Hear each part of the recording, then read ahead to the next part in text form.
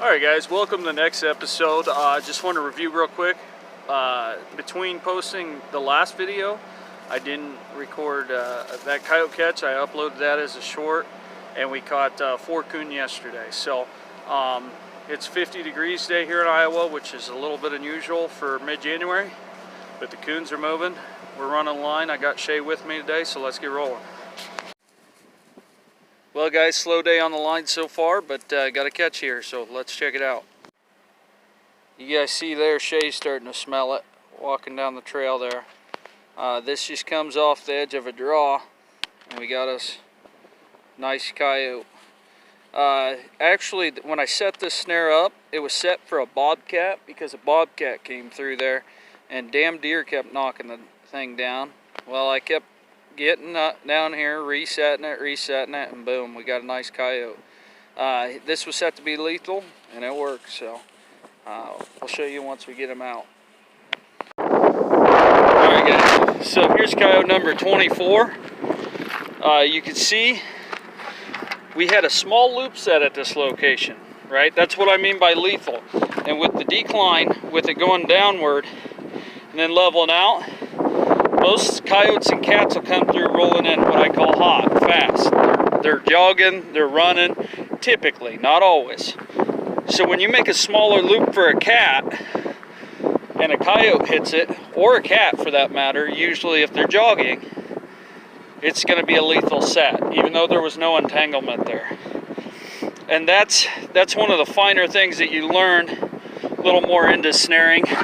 But it's a good thing to be watching, you know, channels like mine and other snaresmen. There's much better snaresmen than me, but anyways, it's a good thing to learn. That downward angle gives them speed.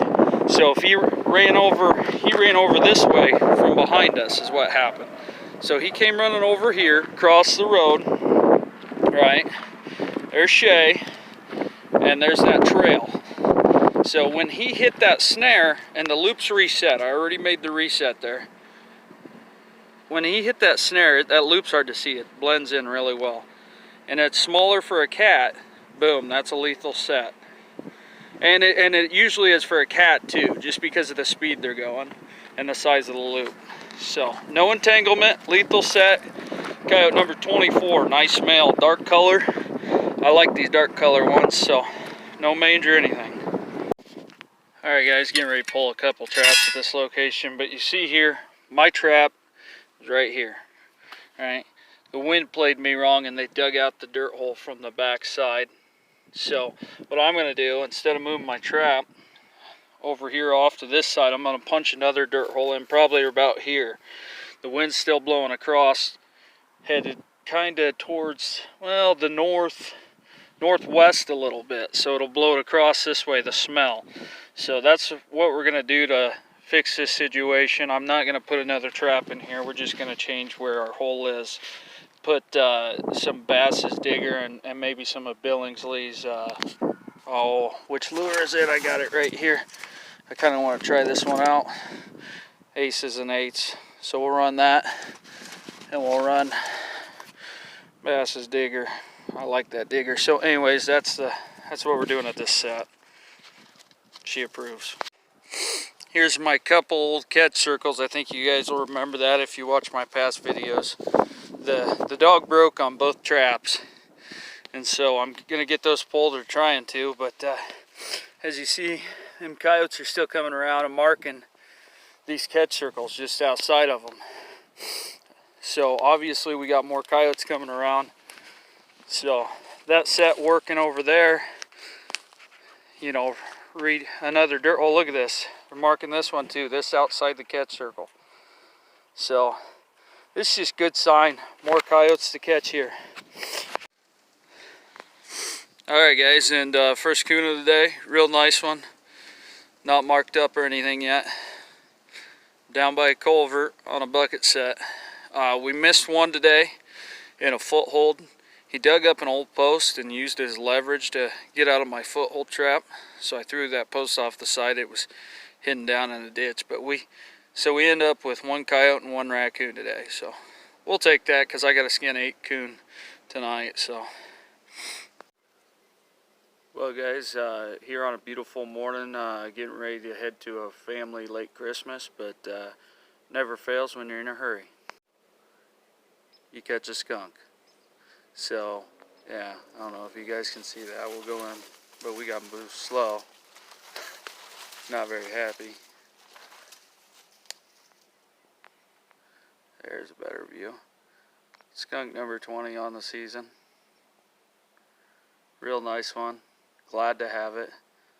Fortunately, it's gonna be a pain to dispatch, but we'll get it taken care of in the DP. Here you guys see on the other side of that skunk, he did end up, I think, spraying because the noise being under a bridge. But on the other side of the skunk, got a possum and a 1.65 bridger. So had a possum at the last stop too, just didn't film it.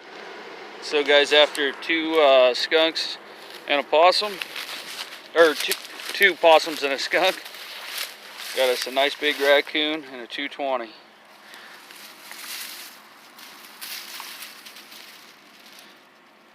Didn't even move the trap. That's the way I wanted it here. And here's the first raccoon of the day in the truck, going back for the two possums and the skunk. As you can imagine, don't want to go to a family dinner smelling like skunk. It's happened before. Well guys, I had a hunch.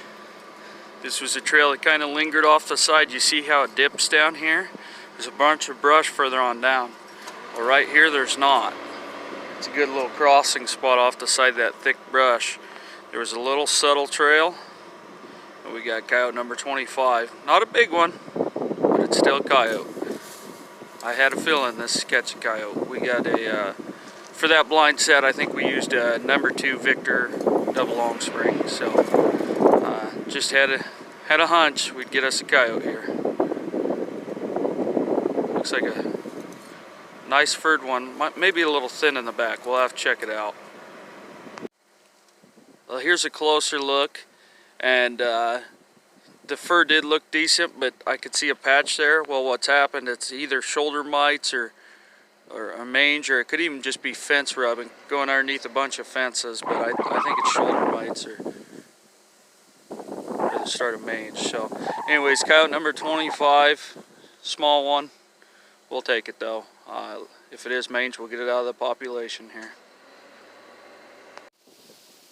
Now here's the other side of the fence.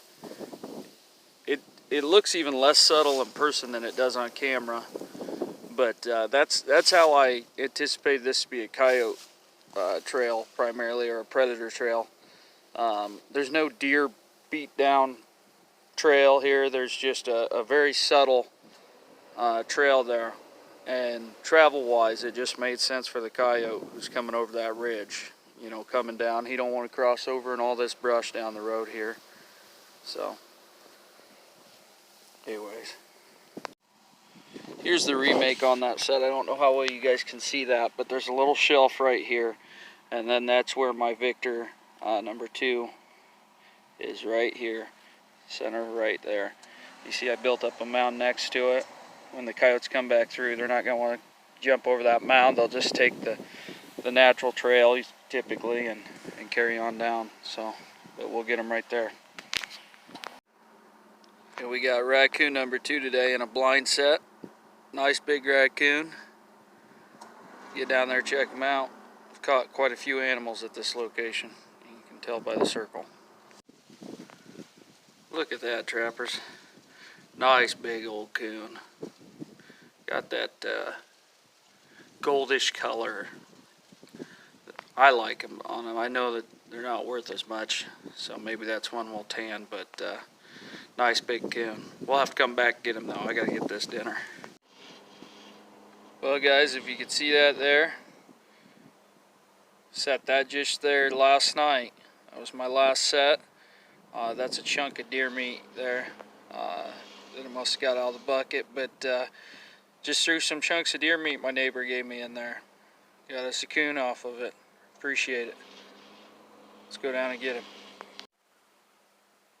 There's a closer look on that coon.